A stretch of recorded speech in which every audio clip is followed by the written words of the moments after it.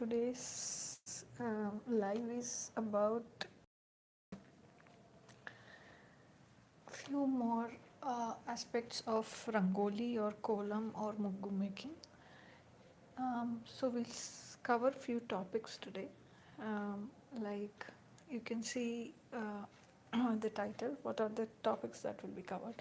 So basically, any form of rangoli, kolam, or muggu, all are a form of floor art. They are done or on wet or damp surfaces.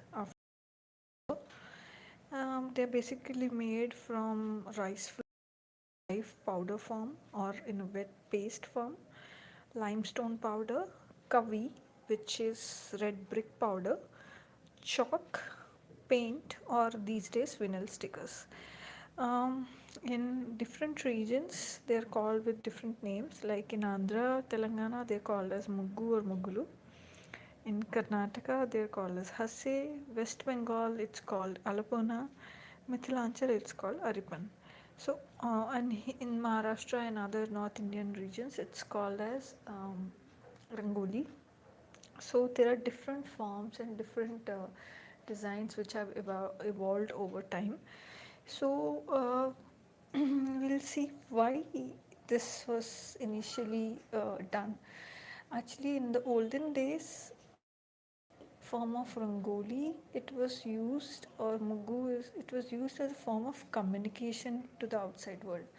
From what I knew, let's say if you, just like the tourings signifies if the woman was married or not in the olden days, similarly, if a house was, there was no rangoli or any muggu in front of a house, it used to be considered as some kind of ancestral program, or someone has passed away in front of the house. That's why that house is empty, or the front yard of the house is empty without a rangoli or a kolam. In olden days, where there were a system of bhiksha, or the other people or travelers used to go, they used to see in front of the front courtyard, the front yard of the house, and see if there was muggu or not. And even the bhikshus, they used to see if someone has passed away. So that signified that if there was no kolam in front of the house, it used to signify that someone has passed away. That's why there's no kolam. And if there were no, usually if you've seen, a kolam is usually uh,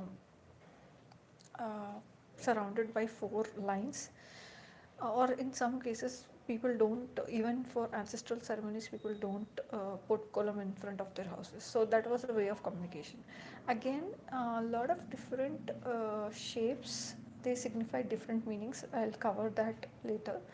So people with unmarried children, they used to make certain columns signifying that they have potential bride or groom in their house. So that was again a form of communication that used to be in the olden days.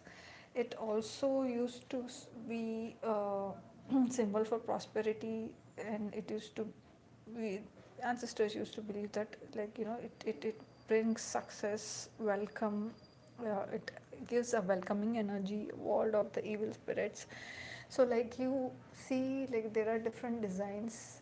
Even in yantras or stuff, you have different kind of designs which signify, or they signify a certain amount of energy. They, when worshipped, like Lakshmi yantra, Kuber yantra, even there are different types of columns which are like, I don't know if you have seen Saraswati kolam or a Lakshmi kolam or a Kubera kolam. Those actually signify, or they are known to be holding some sort of energy. So every shape, it kind of, and even in columns, as I said, in the olden days, they used to every single shape used to signify something. Also for the decoration purposes, giving food to other, um, uh, like ants and birds, that was also there. It signified beauty. It was again a good exercise for women, or these days whoever, like it makes us, because you have to bend and do it. Usually cow dung slurry was used in the olden days. Nobody does that in the apartment stuff and culture and all that, but it used to be known to be antiseptic and basically flattening the surface. Now, as I said, like season change also used to trigger different types of columns being used. Like I've seen my grandmother making Margashisa Masam or Margazi column, Margashisa Masam Muggulu, or even Chaitra Masam Muggulu, or they're like different depending upon the Hindu calendar as the months used to change, or even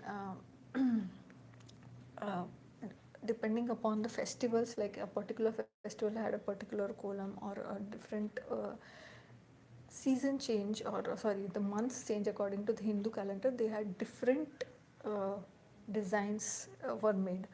One of the examples is this Margashisha Masam kolam or Magazi kolam, which is the Tamil people make.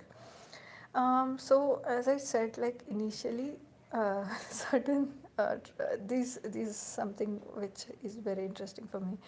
Like a triangle, upper triangle used to denote a man, whereas a lower triangle used to denote a woman. A circle used to denote a nature, whereas a rectangle used to denote culture. Then we had a lotus that used to denote a womb of a woman. Then there was a pentagon which used to denote Venus and its five elements. Again, in Tamil, there is something called as pinnel, which usually denotes a braid. Now, in Telugu culture, we have different kind of muggulu, or a single one is called as muggu, or multiple are called as muggulu. Chukka muggu is something. Chukka is known as dot, whereas chukkala muggu is something as rangoli, or a floor art made of multiple dots. Chukka leni muggu is again without made a freehand kolam or something. Tippud muggu is again which is looped around dots. The same is with Melikal Muggu. Both are almost same, Tippud Muggu and Melikal Muggu. It's basically you're making designs around the dots. Then there is Ratham Muggu, which is a chariot Muggu. It's basically used in done in certain occasions. One of the examples of Ratham Muggu are, few of the examples are these. So like every single occasion had different columns or muggulu to be done. Yeah, similarly in the Tamil culture there are different types. Kambi kolam, kambi is nothing but a wire or a thread. uh, it, that was there. Sikku kolam, which is basically making knots around the dots. There was Nelli kolam, which was encircling or looping around the dots. There was Puli kolam, which was basically dots were basically used to measure, or to we used to not looping around, the design wasn't around the dots but on the dots, so it was drawn on the dots, then it's a pulley column. Then there was padi column, which is in which multiple lines are used for making the column. And there is Brahma Mudi column. Again, Brahma Mudi is Mudi is something, is nothing but a knot, and Brahma Mudi is like there are non-stop. Once you start a Brahma Mudi column, there is no stopping or picking up the column powder until you finish it. So once from wherever you start a column, you end. You keep on drawing the column continuously and stop at the same point, come at the same point. So that's nothing but a Brahma Mudi column.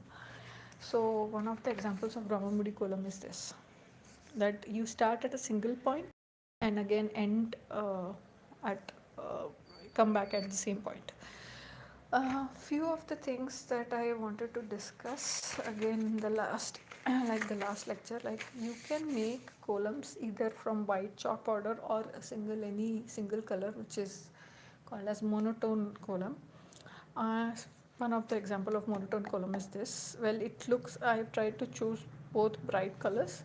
So making sure that because the background is very light here, so I tried choosing two different colors, one for dots, one for the column.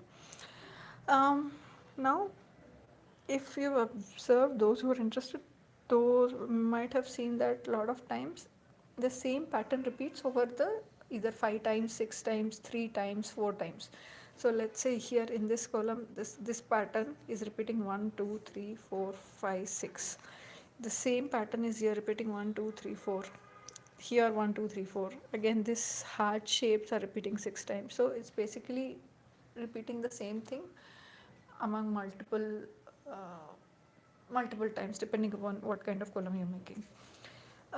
If I use different colors while making a column, it does make standout. Like this column is again the pattern is same. Like you're repeating the pattern, but this obviously stands out because of the different colors I'm using.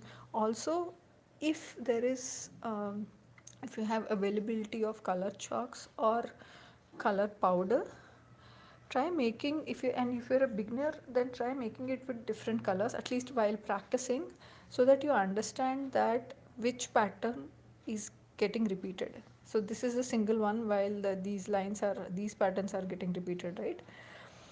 I usually try to experiment with different colors on, like not a same pattern, or not, I don't try to keep always the same pattern. In the previous videos as well about column making, I've discussed how spacing is important. So if you see, I've tried to um, adjust multiple columns here, but this has ended up being a disaster. See the how uh, crowded it looks. This one and even this one looks really crowded, whereas this looks well spaced. Again, the dots are very far away, whereas the column is not covering it here properly. Uh, Whereas this column is way more symmetric than this one. So the patterns are almost same, but this is more, looks more fuller than this one. The dots are too far away from each other. Again, I've tried to in two different colors, same patterns, different colors. They are repeating. So these you can try small columns. Um, just a second. So yeah, there are again. I usually try either multiple colors at once, or a monotone, or two different colors doing a pattern with two different colors. Like one of the example is here. I've tried pink and blue together here, blue and green here, again blue and green here. See, the outer one is blue and green. Here again the pink blue combination is there, and here orange red combination is there. That gives an idea of how colors works. See the difference between pink and green and pink and blue. How contrast does it look? Um, Here again, this is a two-tone column which I made from two colors. Again, the difference between using green and blue and the pink and blue, how different it looks. So again, these all are, I have tried to use different colors. Pattern here, the repeating pattern, these are same. Here again, it's same. So that's how when you're a beginner, try to use different colors, and do try to uh, make smaller ones first, so that you can get a gist of how patterns work, and how you can use the same pattern for different columns, and even for making bigger columns. So here again are few examples of multiple. So see in this column, as I said, I've used same colors, but I've repeated the color just opposite to it. So let's say you have green, orange, blue, pink. So I've used orange just opposite to here. I've used pink just opposite to here. I've used green here, blue here. Although the colors were limited to me, only these two bright colors were there. So I repeated these two just about the contrast at the contrast part. Here I've used green blue as well in the inner circle. Here I've used pink blue as well. Um, what else?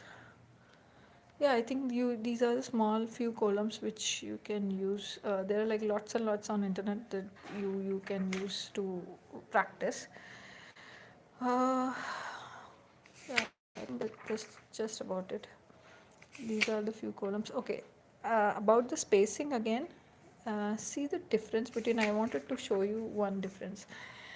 Here the pattern looks, the space around the center column is too huge, so it looks really odd. Whereas the spacing here where it's covered in the edges, this looks much better than the older one. So that also matters. Again here the spacing looks a bit more, there could have been a little bit more here so that the gap is not too huge. So these things, like you, as you go on practicing more and more, you try to recognize these things. So here again the dots were very close to each other, so this looks very like very crowded here. I've again used here pink. In the previous ones here I've used green blue combination. Here I've used pink orange. Again here pink and blue. So you can use different color combinations. This is a request that please start with very small columns and try on go on going to more Sikku columns or Nalli columns or Kambi columns. Brahmamudi column is something which usually starts at one point, right? Like something like this, and it continuously has to go. So if you're practicing it, try to see the patterns first. Like here, this was disconnected. This is not a part of the outer one, the red color. That's why I made it in different color. But rest of everything which is in blue, that is interconnected.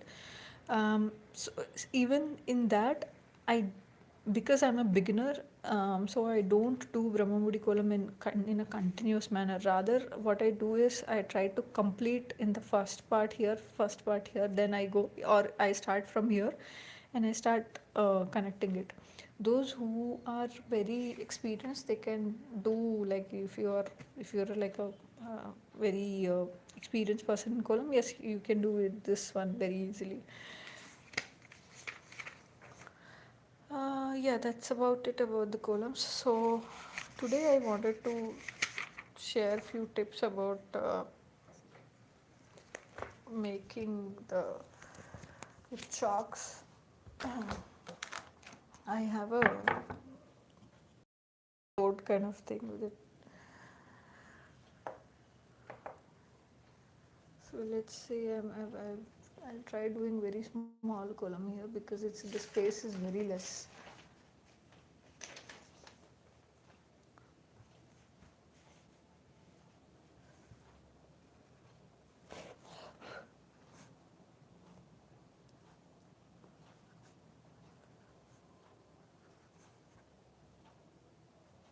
I recommend rather than pencil and pen, if you use chalk and this blackboard, this will be more useful because you get a gist of the space, especially because when you're making columns on freehand, the dots or the size of the dots is way more bigger than what you do in a book or like basically when you're practicing in a book. So that helps. I'm trying to make a chariot column here. Let's see.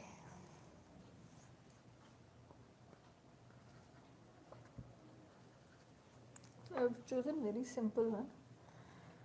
One thing I wanted to share, like whenever you start it, try whenever here I have a very lotus kind of a design, this thing, right? So these things, do not start it with like this. Don't start it like this because it goes uh, differently. Whereas when you start like this, this looks way more better. And I'll show you this piece how I want to. Try to keep the consistency over while you are making it on the both sides.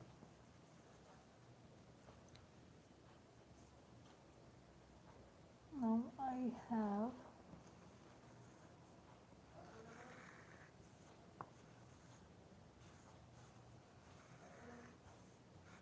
the thing about making it on a cardboard or an app is that you can correct your mistakes. If it's with sketch pens, then you have to start with, again, there are a lot of rule books which with come with dots for practicing columns. If you're interested, these are available on market. So if you can see, I'm trying to make the lines as parallel as possible, not touching the dots, and also all the lines are parallel to each other, not, see here it's touching it again.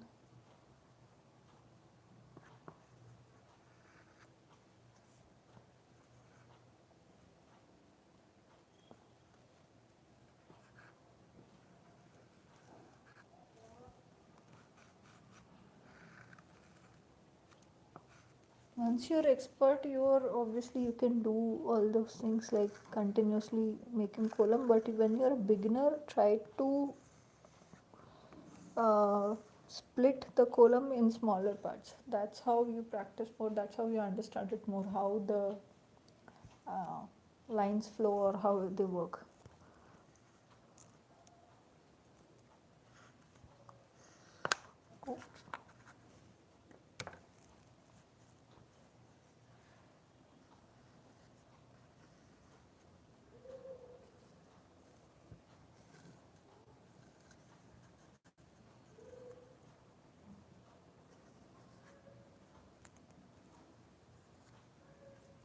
Is it visible?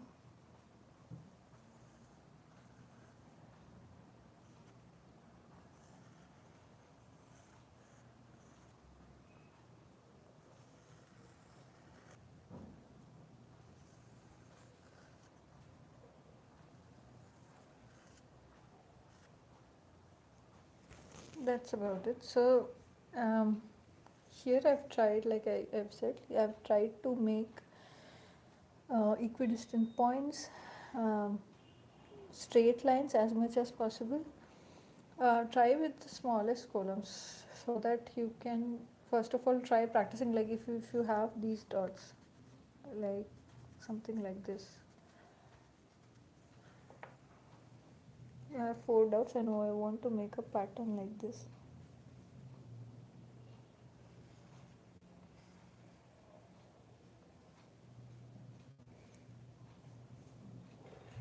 See here, when I'm drawing, the vertical lines are way more thicker than the horizontal ones. Like so, I made it double again.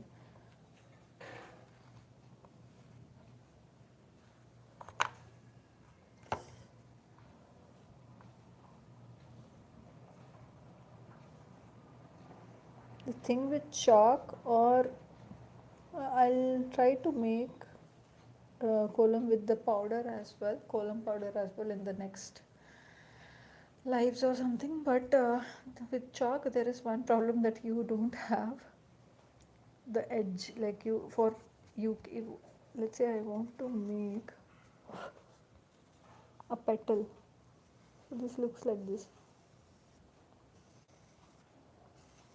So either you can make with the shape uh, continuously and then drag it a little bit to make it more pointed, or just drag along and leave it.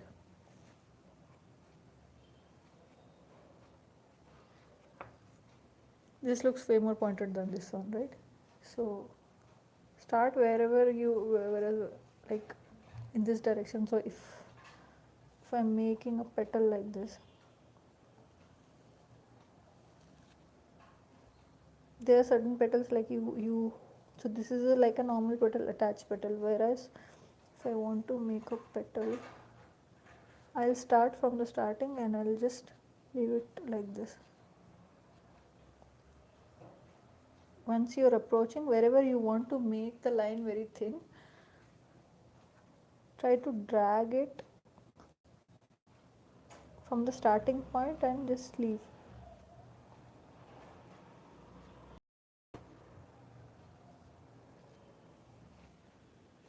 If I'm doing it continuously from starting to edge, the edge looks very thick, whereas if I'm dragging it and leaving it at the end, it looks very thin, right? So these are few tips and tricks I wanted to share. There will be few more which I'll share about the um, how to make certain patterns and how to repeat those patterns in different scenarios. Same pattern that I'll share in the next live. Thank you.